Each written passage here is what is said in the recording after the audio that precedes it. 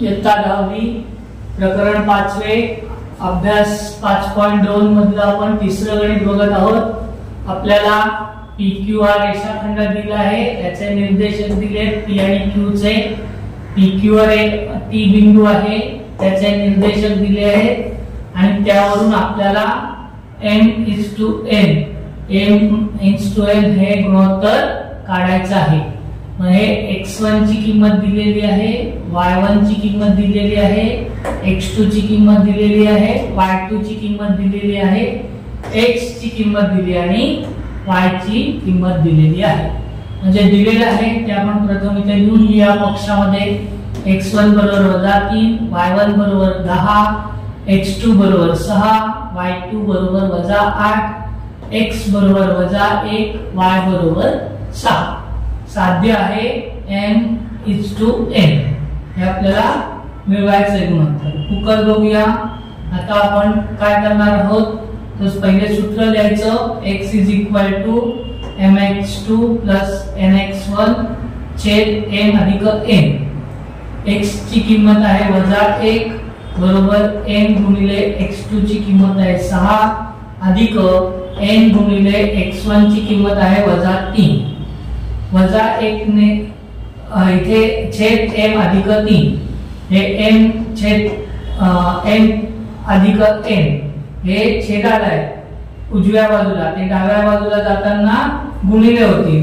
-1 गुणिले m अधिक n बरोबर 6 गुणिले m 6m वजा अधिकचा गुणाकार वजा 3 गुणिले n वजा 3n। वजाने कोणत्याही संख्येला गुणतो तेव्हा त्यांच्या कंसातले चिन्ह बदलतात, म्हणून -m गुणिले -1 गुणिले m वजा m वजा 1 गुणिले n वजा n बरोबर 6m वजा 3n। आता आपण n डाव्या बाजूला आणि n उजव्या बाजूला घेणार आहोत। जेव्हा उजव्या बाजूकडून डाव्या बाजूला किंवा डाव्या बाजूकडून उजव्या बाजूला जातो तेव्हा त्याची चिन्ह बदलतात, म्हणून अधिक 6m च होणार वजा 6m वजा m वजा 6m बरोबर वजा n च होणार अधिक n, म्हणून वजा 3n अधिक n। वजा वजाची बेरीज जरी केली तरी आपण चिन्ह वजाच देणार, म्हणून 6 इथे सहगुणक काही नाही म्हणजे 1, 6 अधिक 1 7 वजा 7 बरोबर अधिक वजाचा गुणाकार वजा होतो आणि वजा बाकीमध्ये आपण मोठ्या संख्येचं चिन्ह देतो उत्तराला, म्हणून वजा उत्तर येणार 3 वजा 1 2 वजा 2n। आता यांच्यामध्ये कुठलेही चिन्ह नाही, याचा अर्थ ते गुणिले असतात।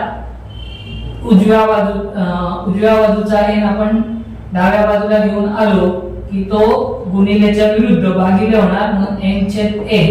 तसंच वजा 7 आपण हे उजव्या बाजूला घेऊन जाऊ तेव्हा ते सुद्धा भागिले होणार, म्हणजे -2/7। मग n हे वजा वजा दोन्ही अंशाला आणि छेदाला दोन्ही समान चिन्ह असेल तर ती अधिक होतं, म्हणून n/n बरोबर 2/7 म्हणजेच m:n बरोबर 2/7। आपण आता चौथं गणित बघणार आहोत। चौथ्या गणितात आपल्याला काय सांगितलंय, P हा एका वर्तुळाचा केंद्रबिंदू आहे, त्याचा AB हा व्यास आहे। आपल्याला A चे निर्देशक P चे निर्देशक दिले आणि B चे निर्देशक काढायचे आहे।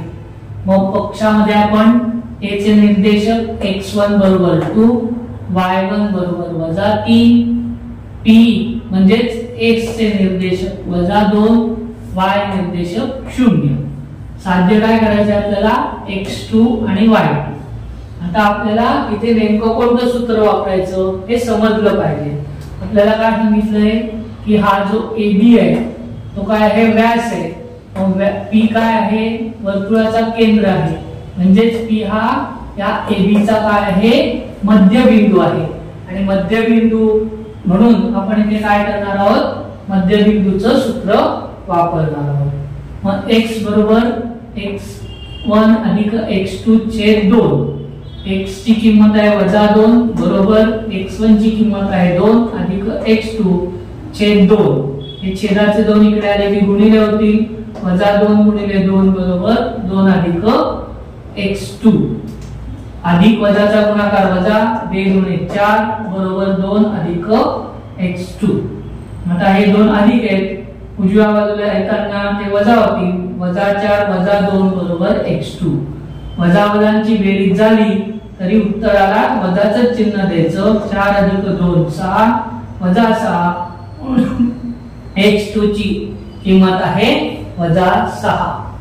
y बरोबर आपलं सूत्र आहे y1 अधिक y2 छेद 2. y ची किंमत आहे 0 बरोबर y1 ची किंमत आहे वजा 3 अधिक y2 छेद 2. परत म्हणून 0 गुणिले 2 बरोबर वजा 3 अधिक y2. शून्याने कोणत्याही संख्येला गुणलं की उत्तर 0 येतं म्हणून वजा 3 अधिक y2. हे वजा 3 इकडे गेले की अधिक होतील. 0 अधिक 3 बरोबर y2. कोणत्याही संख्येमध्ये 0 मिळवला की उत्तर तीच संख्या येते म्हणून y2 बरोबर 3. म्हणून b चे निर्देशक आहे वजा 6 आणि